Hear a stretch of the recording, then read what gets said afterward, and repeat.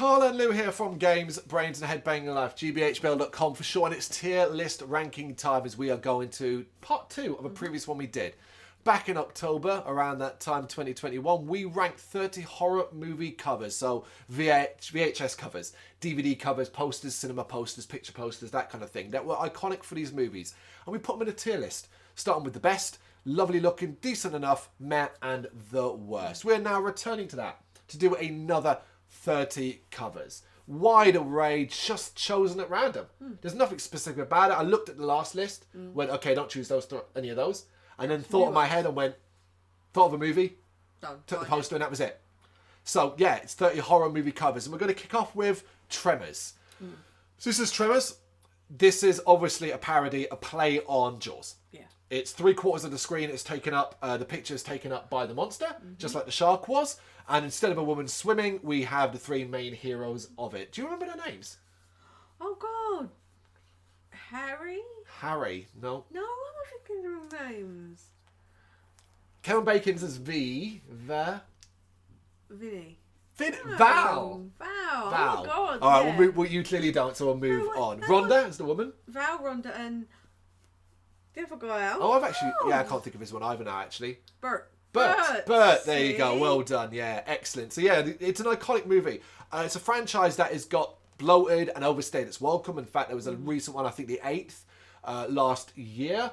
But this is the iconic first 90s B movie monster. Yeah. And very, very enjoyable. As the cover goes, it really sums that up. Yeah. It really, really does. Just some bright colours, no tagline. Yeah, no tagline. It's an interesting look. You see a monster and you're interested, excited by it. I like the subtlety as well, that an aspect of the graboid it doesn't include is the tongues. The tongues aren't there, because when that happens in the movie, it becomes an additional shock. Yeah. I don't love the teeth, because the teeth aren't accurate to the movie. They've got nice set of teeth on them. So I don't love that, because that technically isn't quite what a monster looks like. But I let them off.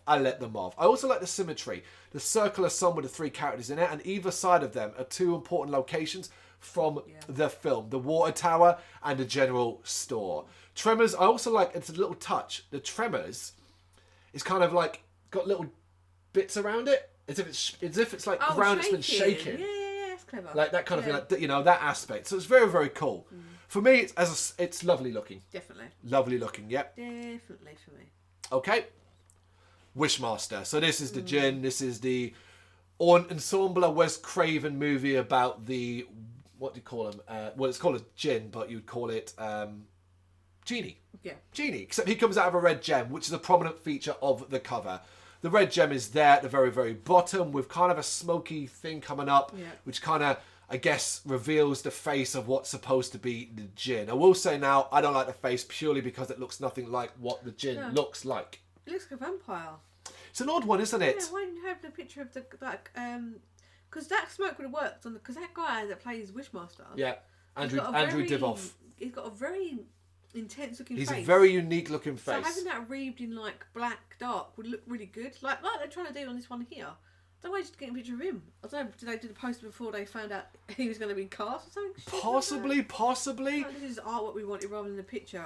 Or having like a gem with just a shadow of who's coming out of it or something like that. But yeah, he looks like a vampire, so I'm not on board with this one. What about the sort of like the simplicity and almost symmetry of Wishmaster, the way it curves almost around her head? That's a nice touch. I do like that. Yeah. It does just remind me of Dracula. It is a little bit difficult. It's, be honest man, it's a forgettable poster. So, meh? Yeah. And the gem at the bottom's like a big thing and I can't even see it that big. I don't get the smoky aspect of it. It's trying to be like a Genie. Kind of like, yeah. Yeah, okay, I'll give him that. It's in meh. Yeah, we'll leave it in meh. Definitely.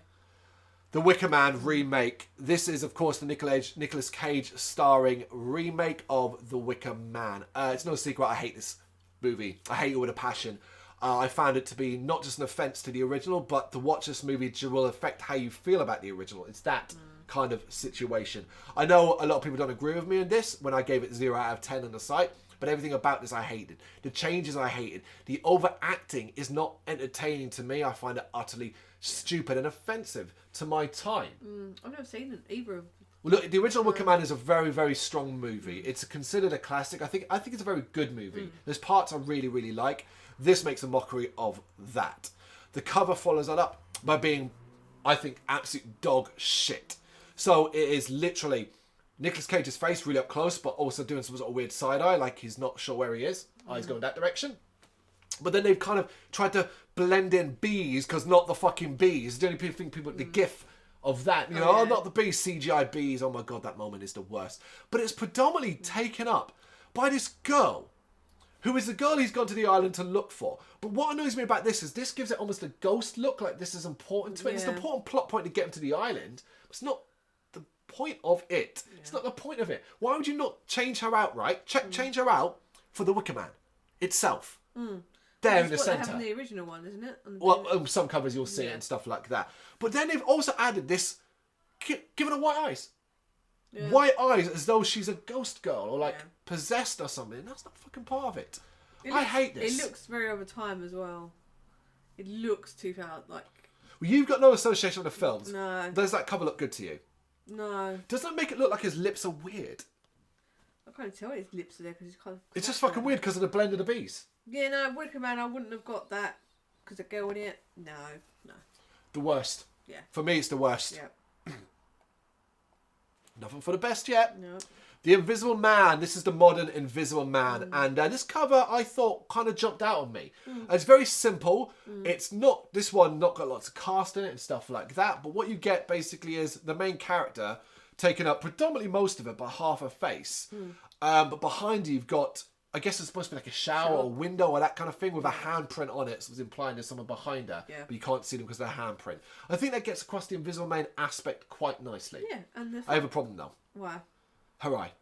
They've gone out of a way to really, really superimpose it. And when they've fucked around with the image, they've given this weird kind of fat lower half jaw face. Where they've obviously been playing around. Chunky face. It's weird looking. Yeah. Like it's a bit weird looking.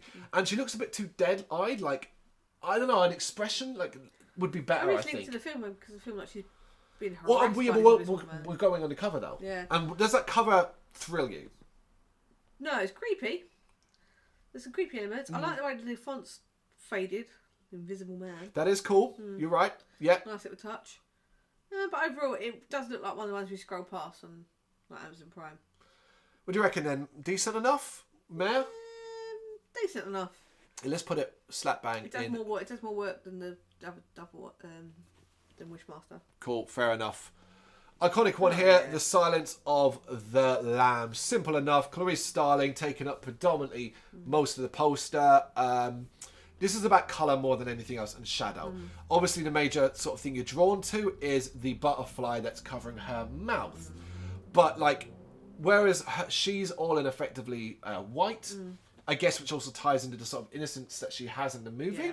Her eyes are quite prominent, a colour. But the right-hand side uses shadow really, really nicely to give it structure, like, to her face and a shape and stuff like that. This is a poster you need to zoom in on. Because then you look at the detail on the actual moth, should I say? So this butterfly. Moth. Death's head moth? Yeah, it's got a skull on the back design. So that's a nice touch of it. And then the very last quarter of it has the title and a few credits and stuff like that. I think it's intriguing because the film's called Silence of the Lambs. But quite probably she's got a, well, you might think it's a butterfly or a moth covering her mouth. You're like, However, I don't love it.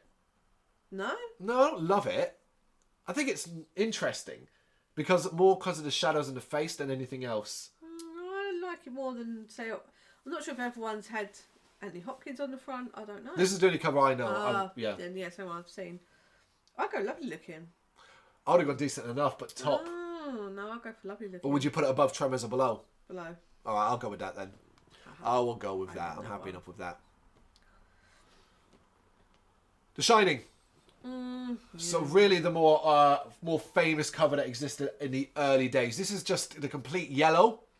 The complete yellow with The Shining and big kind of shaky font in the centre with the bigger than The Shining. At the top, a masterpiece of modern horror, and at the bottom, all the credits. What is bad about this cover? Because I'd be fine with it. I'd be like, there's nothing much going on. But I'd be like, you know what? Kind of like the movie. I like the fact it doesn't give much away. Yeah. And I want you to kind of do it. But what they've decided to do for reasons beyond my knowledge is put a face sort of sprayed over the T and the H. It's got kind of like a spray paint quality. Yeah. And the face, what is that?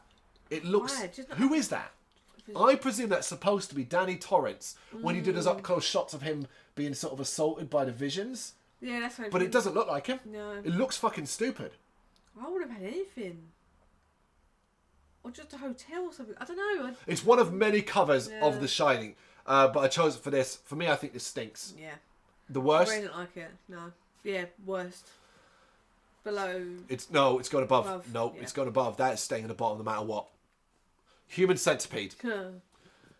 This is quite a cover. Yeah. It is quite a unique cover. Of course, this is the gross out body horror film about 3 people being attached mouth to anus. Well, that's what it is. Mouth to anus. The cover. So it's basically like one of those frosted doors. And you've got the shadow of a person sort of pushed up against it with bloody hands, but then behind you've got another set of 4 hands, obviously Human Centipede. The green hue really, really gives this a look. Yeah, and green and red looks so good together. Yeah, because you've got streaks of blood as well. And I also really like the fact that the face of the person, what they've done is they've enhanced the mouth and the eyes, made them black, so you can see them screaming and suffering and pain. I think this is excellent. It's really good. I mean, I feel like this is borderline what they get away with on like billboards everywhere. Yeah. Because I think sometimes now they're quite funny about things like this. Like, so kids saw that, it's quite it looks scary. Yeah. So I thought it's one of them kind of ones. Yeah, it looks really good. It's intriguing. Like, it's called Human Centipede, and you want to I'd want to watch that based on that. Even the tagline, "Their flesh is his fantasy." It doesn't tell you much. No. Does not. And I really like as well, like the font of the Human Centipede. It's like bones. Oh yeah. I like that. So for me, I'm kind of leaning towards the best. Yeah. It just really stands out, doesn't it? I think I've seen the film. I've seen all of them. Cabin in the Woods. This is an interesting one because it's predominantly taken up mostly by white space, which is designed to look like fog and mist because you have very tall trees hazy in the background. Yeah. The predominant feature of all of that then is this cabin, which basically is almost like a Rubik's Cube as it's twisting and turning and upside down, different layers, different floors and all that. If I didn't know the movie, I'd think it was stupid. Yeah. Knowing the movie and the twists and turns it takes, this is very clever. You see, isn't Cabin in the Woods set in like a laboratory? No, the Cabin in the Woods is set in a cabin in the woods that then reveals that the people... Oh, it's so hard to explain. Yeah. The trope characters are all being forced to play at tropes to give their souls and blood and bodies to this ancient being. And it turns out that it's being part of a company that works underground and they've got all monsters in cages. It's a very, very clever movie. You probably need to rewatch it definitely. Yeah, it's a very clever movie. So I think knowing the movie makes that better. Yeah. But if you just don't know the movie, does it intrigue? Does it fascinate? Or does it make you go... It's a little bit, because it's like... It's interesting, isn't it? Yeah, I think so. Because it's going to be like, is it to hell? When things upside down? Things moving together. I think it's quite intriguing. Okay, where are we putting it then? Decent enough or lovely looking? Because they're not in the best, of course. No. Decent enough? Top? Decent enough. Ahead of the Invisible Man? Yes. Got some style to it. Up next is The Descent, and one of the alternative covers that you occasionally see about the place. This is the one that's predominantly made up of a skull that's made out of the women's bodies from the film, positioned in a way that they make up a face. It's a very intriguing look, particularly as this uses colour. Really, really clever. Light, really, really clever. Yeah. Particularly as well, that's the dominant feature around the women. Yeah. Because ultimately that's what the movie is about. And there's not a lot to this. No. But I do like it. I like it. I like the fact she's at the top. Almost like you might think, because you're not sure what it's like. You're not sure what it's about. Yep. Is it about their kind of like worshipping her? Is it about madness? I think it's a really interesting one. The other thing I think that's really cool about it as well is their positioning suggests as well that they were trying to help each other, which is a major aspect of the movie. Yeah. Yeah. I really like it. It's clever. Okay, lovely looking. Yeah. Above or below Silence of the Lambs? Above. Above. Tremors? Below. Below. In between. There we go then. Right, perfect. The Ginger Dead Man. Of course, the very first Ginger Dead Man, Evil Never Tasted So Good. Gary Busey doing the voice, the only time he didn't do the voice in any of the sequels. An iconic character of Full Moon Pictures. I have seen and written about all these movies. Go do check it out over on the site to get my opinion on this little critter. We're not here to judge the film, though. We're here to judge a cover. And that is a fucking terrible cover. Oh my God, that is awful. It is. Everything about it is terrible. Yeah. It looks like shit. it's. I mean, don't get me wrong. That actually does at least look like the Ginger Dead Man from the films. But like, what is it? He's taken predominantly posters. For some reason, they're like, well, we need something in the background. Let's just put An oven.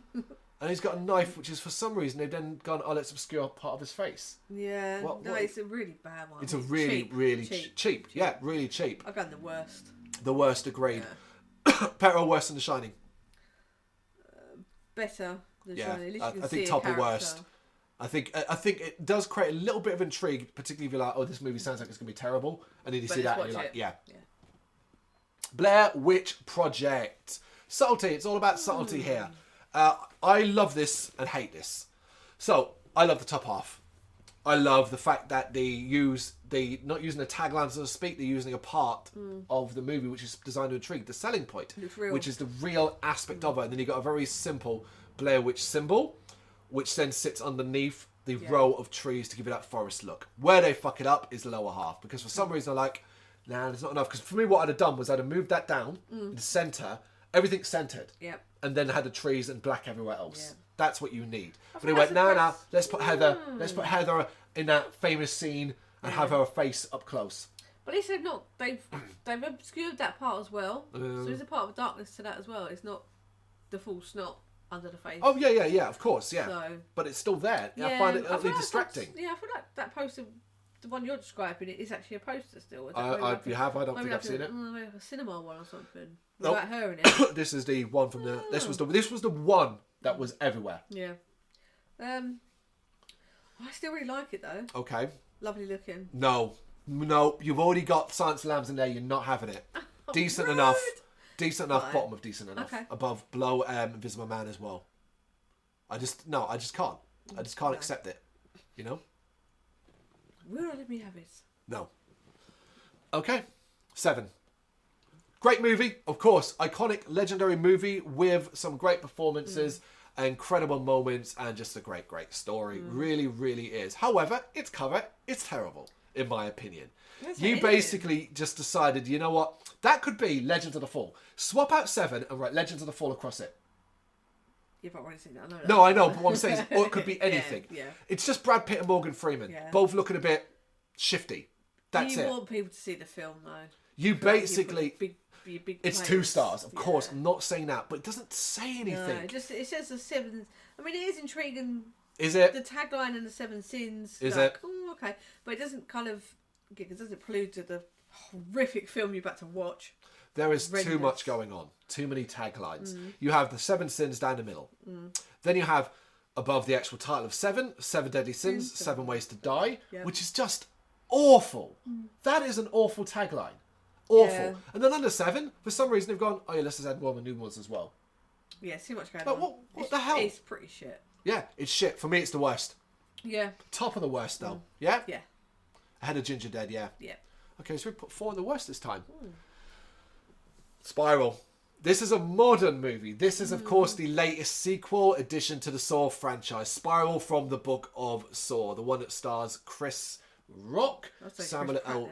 Jackson. I came into this with very little hope, even though I've enjoyed a lot of the Saw sequels. I do think there's good stuff there. You just got to dig to find it. But I came in with renewed interest because I knew how heavily Chris Rock wanted this to be done and how hard he'd worked at it. Ultimately, it was very disappointing and a mess of the movie. Yeah. Again, similar to others, I like this cover and then I don't. So what I'd have done differently, Chris Rock's not in it. It's just a spiral. Yeah. Centre. Spiral, the Book of Saw, and that symbol. Maybe that was the original idea, and he was like, "No, man, I'm in it." He seemed, if you watch the movie, it seems like he's very insistent to make sure you know he's in this. And I don't always love that about it. I think he is such a talented actor. Oh yeah. He is great, and I love the fact that he's got an intrigue and interest in horror. That's something I never knew. And I'm like, yeah, come on, man, give us some of your ideas. Not this, but yeah, the fact that he's so dead center, he takes up most of the poster. Yeah. He blocks out the spiral. Yeah. Why do you have it to one side? He's off. Oh, like his head just... No, you know what I mean. Just not there. Spiral. Yeah. Imagine that. Nothing else. Spiral from the Book of Saw and then that symbol. Yeah. That's intrigue. So for me, this is meh. Yeah, definitely. I think below Wishmaster, though. Yeah. I think Wishmaster's slightly better. Okay. Slither. Slither, the iconic poster. Slither is a bit of a cult classic now. I like it. Rightfully so. It's a horror comedy with good humour, great effects. Yeah. Great effects. And just constant tongue-in-cheek feel. Great acting in it as well. A lot of fun to watch. Not always hitting the mark. Sometimes it falls a bit flat, but what are you going to do? This cover is Slither with as if it's been written by something sliding. Yep. That aspect. You've got a woman in the bath, leg up, and you've got the creatures, the infected things kind of crawling away in the bath. So you let your imagination go wild. Of course, the scene does actually happen in the movie and was clearly inspired by a David Cronenberg film as well. I like it. I really like it. You don't get many kind of bath tubs on posters, really. I mean, more showers, isn't it? Really. Okay. It doesn't show you too much. No, you've no idea what those things are. You've no idea what it is. Yeah. You know, but you know it's horror. Yeah. Straight away, you know it's horror. Yeah. There's no kind of like, oh, is it a thriller? Like I read it before with certain things, looking at it going, oh, what do you reckon that is a horror? Go into description, thriller. Yeah. No. Yeah. So I really like it. I would go with decent enough though. Yeah, I'm leaning towards that. I'm leaning towards top, above cabin. I would have maybe gone for, I don't know, something about the Slither, I'd maybe having different font. Different, not font. After Cabin colour. in the Woods then, yeah? Yeah. Okay, it's that's there. what I'd go for. Quarantine. Hate it.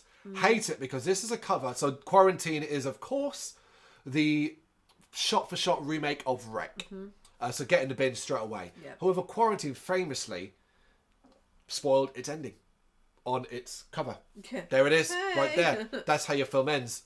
There it is. That's how it is the character of Angela. I can't remember if she's called Angela in Quarantine or not. And look at the hand behind. Look at the stupid face. Why Look at would the you green. why would you not just have Everything her? about it is just terrible. You could have her just not have the thing in it. Just absolutely terrible. Yeah. Hate it. Hate it. Yeah. Wreck simplicity to that nonsense. For me, the worst. Yeah. Oh shit, is this going to actually... Oh. This might be the bottom. Because the Yeah. fact is that it spoils the ending. Spoils it, yeah. Alright, bottom. Because you have to kind of think that people might not see Wreck, so they're not going to know.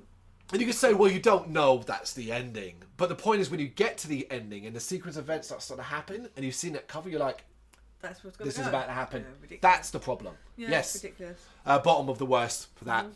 Psycho, the remake. This is the Vince Vaughn and Hesh Okay. remake. I've not actually seen this movie because I don't want to. I've seen it over Psychos. I will get to it eventually. But obviously, famously, it's another shot-for-shot remake. Yeah. And a bad one. Because nothing screams Norman Bates than Vince Vaughn. Now, I know in the 90s it wasn't about comedy for him. But yeah, what you know of Vince Vaughn and Norman Bates. And compared to the Norman Bates... I've not seen the original Psycho. Oh, of course you haven't. Yeah, forget that. So obviously, shot-for-shot remake, they've basically gone, right, cool, shower scene. That's it. Put that front and centre. That's it. Well, yes, yeah, so you get people in to go, oh, let's give it a go. Yeah, if you say so. I like it. Check in, relax, take a shower. They really wanted you to think about the shower scene as if that's the only good thing about Psycho. There are so many great moments. You like it? I like the symmetry. Yeah. I like the symmetry, the straight sort of almost film frame of that part. Yeah. I like the fact that the half of it's blood then kind of goes into the Psycho. But I hate the tagline and I hate the fact that that's the focus. You've gone, that's the part people care about. Yeah. It's so lazy and it's so 90s horror. So for me, it's meh. Yeah. Yeah, I'm happy with that. Bottom of meh. Yeah. Paranormal Activity. Problem here, just too much going on. It uses predominantly a still from the movie, which is the two sitting on bed. I think this might be when the door slammed or something like that. He heard something downstairs. So they're sitting in fear. It's the camcorder with the time in the corner. That or just Paranormal Activity would have been bold. Yeah. However, they haven't. They've then added all the bollocks everywhere else to make sure that, because they want it was an unknown film. They want to sell it. And for me, it's just too much happens. You've got what happens when you sleep above paranormal. Then Activity, don't see it alone. You're like, oh, fuck off. Then above, you've got your review. And a really long one as well. Yeah. A quote that's literally 1, 2... Paranormal Activity is one of the scariest movies of all time. You'll be affected as it's hard to ignore the imprint it leaves in your psyche. Nightmares are guaranteed. Whoa. Yeah. Whoa. Easy on it, guys. Easy Absolutely. IMDb. But I'm also not a fan of films that use a scene from the movie. No. Just... No, but then... Simplicity, people. This is... Yeah, I don't know. You put for Paranormal Activity to make it... I think that's a pretty nondescript shot from the film. Like, something's going on. Yeah. So just get rid of all the tagline bollocks and just have black at the top, Paranormal Activity. There you go. Yeah, I mean, not even black at the top, paranormal at the top, the scene, activity at the bottom. Split it. Good do, yeah. Okay, so we both agree, meh. Yeah. I like the red. I like the red. Okay, are we going above or below Wishmaster? Think it's better than Wishmaster? Or it might be. It's better than Wishmaster. Yeah, it's top there. I'd never thought as well. The red is like the red dot on the video camera. Yeah, it is. So I'm happy with that. Ha! Ugh. This is one that I just laughed my head off. This is the only movie I've seen. This is called 9 Lives. It was a slasher movie in the early 2000s that proudly boasted it starred Paris Hilton. Early 2000s? Never. It looks like an early 2000s movie. Stars Paris Hilton. She's in it for about 10 minutes. Series of draws with it. Front and centre of it, because nobody else was fucking anybody, and they were like, Paris Hilton, she's in it for 10 fucking minutes. This cover is hilariously bad. So much that I kind of actually like it. It's like, it's so of the era where half of it's all of them lined up. Yep. The characters. Superimposed and like, far right, she wasn't there at the photo shoot. No, that kind of thing. I think 9 Lives was done from word art. They've taken it from word art and put it on. You've got the if you know the movie, that's one of the people who are possessed in the background with the eyes. And then you've got like stakes, I guess, to count up 9, and at the very bottom their number is up. No, it's awful. It is pretty bad, isn't it? Bad. But I think if you show the people what areas it's come from and show them, they know it. I think that's fun. So at least that kind of gives. I don't think it belongs in the worst. No, bottom of meh. I'll be going with. I know, Psycho sucks, man. No, I'm being silly here. Okay, we'll put it in meh, bottom of meh. Yeah. Killer Clowns from Outer Space, the 80s silly movie. Yeah. Obviously, you've probably seen these. I don't think you've seen the movie. No. But you've seen these characters, Yeah, I've quite heard over the top and garish faces and stuff like that. It's a fun cover that screams a fun movie for me. Everything about it. The font for Killer Clowns, the different use of From Outer Space, the actual face, which is one of the clown's faces. Yeah. And in space, no one can hear. In space, no one can eat ice cream. I like that. That's a good You know, tagline. the only thing I take out is the rubbish at the bottom, the 2 people in the houses. Do you know what I mean? Like, I don't think you need that. No. You know, but it's very 80s. I do really like it. Yeah. I'd go for. It's got to go in decent enough. It can't go in Decent, lovely looking no. because I it does think look top cheap of- as well. I think top of decent enough. Above Cabin in the Woods. Yeah. All right, yeah, I'm down with that. House of the Dead. Fucking this cover. Oh man. Absolutely does my head in. I mean, the movie does my head in. Only go check out the They Made What into a movie. Yeah. You know what? Well, explain a minute of with me and Damon about this specific movie. So it's all black, but you've got a keyhole, and then you've got a zombie on the other side, kind of looking, being viewable, and then you've got House of the Dead. The keyhole part I'm fine with, because you think really house, like keyhole, and stuff like that. Yeah. And I wonder. All right, fair enough. I think there's a possibly a fact that I know this movie so well and I hate this movie that it colours it. It colours it. Yeah. So I'll let you have the opinion of this, and if I'm not happy where you're putting it, I'll interject. Because I know the film shit as well. Yeah. And that's really annoying. But the idea of the fact that you're peering through a keyhole and that's what you see on the other side is really interesting. Is the zombie on his knees? Because like keyholes aren't normally that high, so the zombie's on his knees. Hey, not everyone's tall, okay? He's a short zombie, yeah. Exactly. Like, don't be high. Maybe he got his legs chopped off. Exactly. Yeah. Okay. Right. Yeah, but if you're sitting back from a door, you might be sitting down, but you're slumped against the wall. You don't know. That's the point. You don't know. I have an Why are we argument like for. I have an argument for what belongs in the worst. Because it gives you hope. It makes you go, okay, all right. Hope's a good thing. I'm being a. Yeah, but then you'll actually watch it. Yeah. And it gets smashed apart by that hack you ball. Yeah.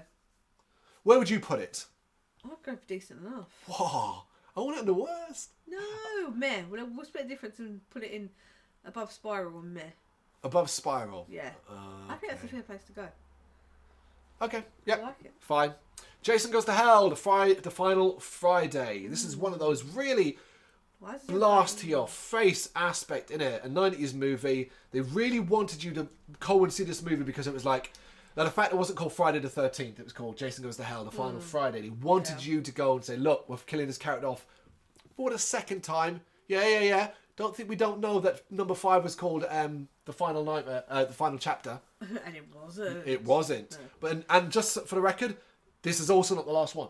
No. So there you go. I've not seen this film. What's that veiny, gross? That's what snake? basically keeps him alive. It becomes about this snake thing that's inside him, and then goes into other people and it can possess them. It's got some great practical effects in this, but fucking hell, is it a chore of a movie to watch.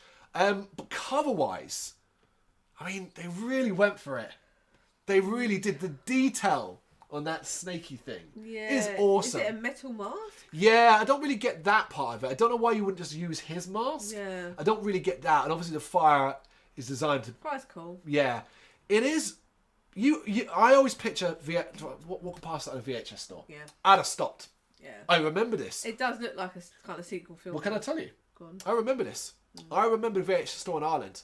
Being a kid and seeing this on the shelves. I remember that. That's how iconic this is. For me, it's the best. Okay, where would you put it? I think really off-putting. Decent enough. Whoa! All right, we've got to split the difference then with Lovely Enough. Yep. Lovely Looking. Okay, we'll split the difference. Okay, top. You're gunning for this one, ain't you? All right, Tremors is better. Between The Descent and Tremors. Yes. Then. Okay. Thank you.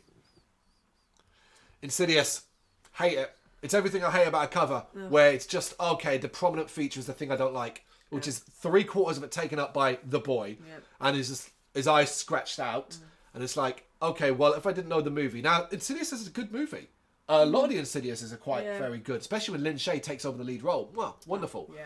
But this just screams, oh, God, fucking haunted house, boy stuff, child stuff. Yeah. My heart just sinks. Plus, of course, you've just gone over the top with your fucking quotes and stuff from the makers of Saw and Paranoid Activity. What does that mean? It looks cheap as well. It does actually look surprisingly cheap. Considering how much money was put into that. Yeah, this is meh for me. Yeah. I would put this near the bottom. Right at the bottom.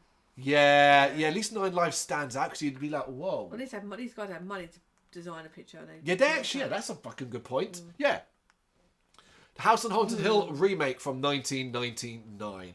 Classic of this era. What they all do to their posters is put all your cast on the fucking front. And here you get most of it.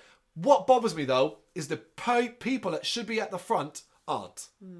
Well, Famke Jansson's not even on it. Not even on it. Famke Janssen isn't even on it. I cannot believe that. You're absolutely right. You're absolutely right. And Jeffrey Rush, right at the fucking back. Yeah. Now, fine. Oh my God, why is Ali Lara not front and centre next to Taye Diggs? Yeah, Taye Diggs. No. Like Taye Diggs and Ali Lara, your first two. Instead, they've gone for that other woman, Jennifer. Porterbird. Porterbird. I can't remember her actor's name, but they're the two front ones. Ali Lara's one step back. Huh? She's the star. They took that picture on the set.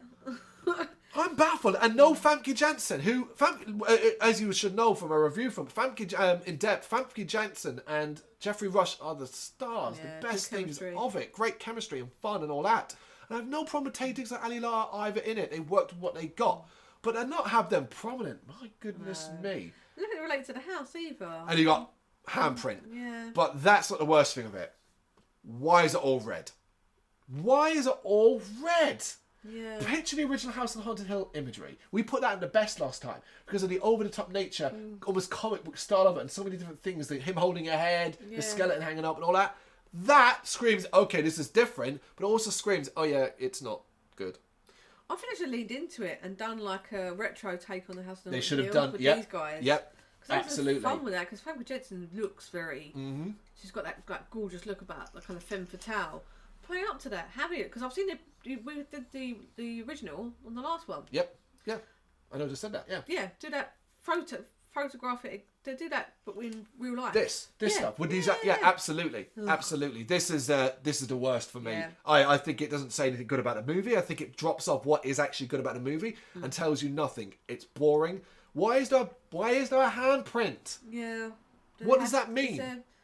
Do they handprints at the beginning up with the insane asylum? No, there's not specific. Not specific. Do you know what I mean? So the worst. Yeah. Okay. Better or worse than 7? Worse. Because at least with 7 you get to look at Brad Pitt and Morgan Freeman. Yeah, there is that. Ginger Dead Man. Worse. Yeah. It is. Ginger Dead Man at least tells you exactly what kind of movie it's going to be. This tells you fucking nothing. It's better than The Shining. There we go then. That Shining still offends me. Hatchet. Ooh, Simplicity. Yeah. It's so simple. It's black with the hatchet, a hatchet with one bloody end, nothing else to it. And the fact that the tagline is old school American horror, that to me is genius. It tells you everything. You're like, oh, it's a slasher movie involving a hatchet. But obviously, when you see the movie, there's so much more to it than that. Yeah. To me, this is lovely looking. Fun. Yeah, definitely. The best? Because it's so fucking simple, but it works. I'll put it up as the best because having seen the films now as well, I'm like, I'm glad you didn't put Victor Crowley on the front. Like, all of that stuff is kept as coy. People might have gone, oh, fuck, bore off. They might go, oh, Hatchet, give it a go. Yeah. And enjoy it for what it is. Yeah. Yeah, it wears its heart on its sleeve. It's an old school horror. Yeah. And that's it. Better or worse than Human Centipede? Oh, it's got to be worse, isn't it? Yeah, Human Centipede slightly. is so strong. Yeah. Friday the 13th, the original cover. Quite a unique one here. This is often the one you saw in cinema. Yeah, multiplexes, but it also was a VH cover and so on. And predominantly, it's taken up by black screen, and the figure of a killer, because of course it's Friday the 13th, it's not Jason and so on, but in that you've got basically a backdrop, an art backdrop of the woods, the cabin and the people. And then you've got Friday the 13th in the bottom right hand corner with the 13th got blood in it, which is coming from the knife dripping down. It is interesting. It's iconic. It's really iconic. I feel sometimes it could be slightly clearer what's going. But it's a little bit dark, but I do really like that. But remember, this is pre-Jason, this is pre-anything. It's the very first film. So all he wanted to tell you was it's a slasher movie. That's all he wanted to do. Yeah, and they do that 100%. I've actually gone a bit further with not having a photo of the woods. Yeah, okay, I appreciate it. I like the detail. You get really close and you see like there's a tree log. You know, even the knife has a handle that goes into the hand there. The people are there. It's really good. There's 5 of them. Yeah, it's really nice. For me, lovely looking.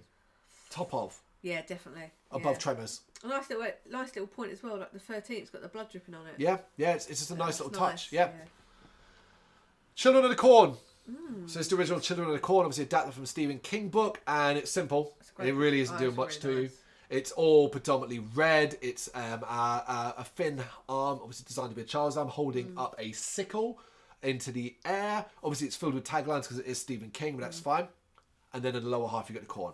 It's this touch. That's why I love it. In the corn. Do you see them? Eyes. No, it's people. It's kids. Hanging on, standing in the corn stalks. Yeah. That is an excellent touch. Yep. Very, very not noticeable on first glance. I mean, black and red is such a... I'm a fan. Yeah, I love black and red. I'd like it to be cleaner. I'd like to take a lot of it out. Yeah. You know, like from the author of Carrie, The Shining, The Dead Zone, and Christine. And then you've got that part, and then you've got an adult nightmare. And it's like, calm it down. Get rid of the awful part. Drop all of these parts and keep the lower half. Yeah. Excellent. Yeah. Excellent. We put this one. It's lovely looking. Yeah, it's lovely looking.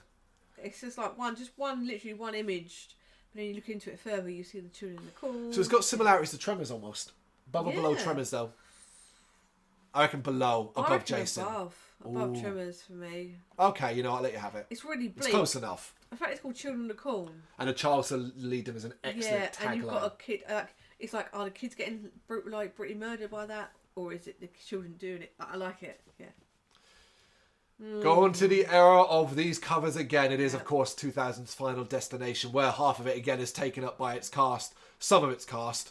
At least this time they do actually kind of have positions right for characters.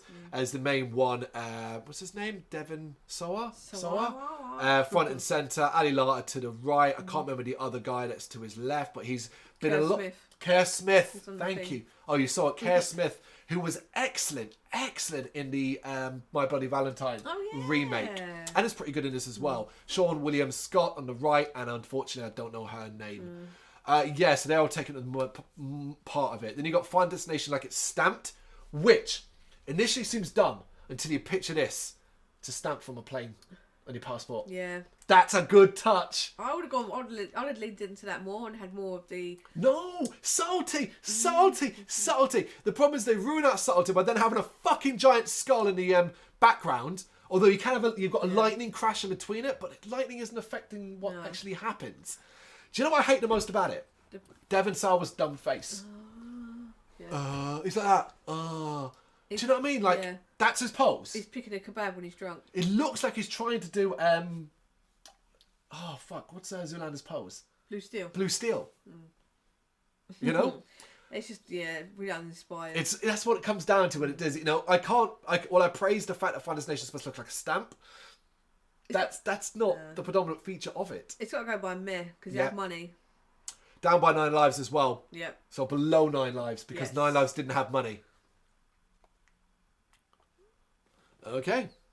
So, this of course is the adaptation of the Stephen King book Cell that I ripped apart in a review. I found this to be utterly horrendous. Really didn't like it. I actually laughed at the ending. It was so fucking stupid.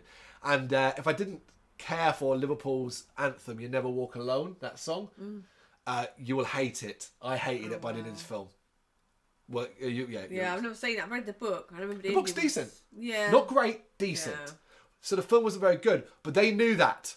So what they wanted you to focus on was the fact is, listen, it's not good, but you know that guy that was in a really good adaptation, John Cusack, 1408, he's in it. And you know that other actor you really like, who was also in 1408, even though, on the cover, even though he has like 10 minutes in the film, Samuel L. Jackson, they're the important parts. Come watch it for them, which totally works. I get that. So they are the predominant feature of this film. But they don't look like they're in the same They do not. film. Yep. Nope, they do not. Your John Cusack looks like he's looking at catering. Yep.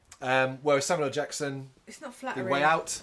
It's a weird picture to choose. Like, you're taking the stills from the movie, and it doesn't really make much sense. It looks like Samuel L. Jackson's granddad on the right, like really gaunt looking. Yeah. And John Cusack looks like he's melting. Like he's not aging well, John Cusack. It's the colour as well. The colour scheme they've gone for doesn't work. It looks washed out. Yeah. You get the lower half, which is, I mean, it's supposed to be the zombie things in the movie, and yeah, to me it's the worst. That tells me nothing about it. It screams post-apocalyptic, doesn't it? Yeah, and the worst. Definitely. Right, let's start. Better or worse than Quarantine? Better, because it doesn't actually tell you anything. Better or worse than Wicker Man? There you go. Yeah, straight in. Belongs there. 3 left. Alien. Ooh. I mean, Jesus Christ. It's what can you say? It's a little hint of it. Just unbelievable. You get nothing from this, but you get everything.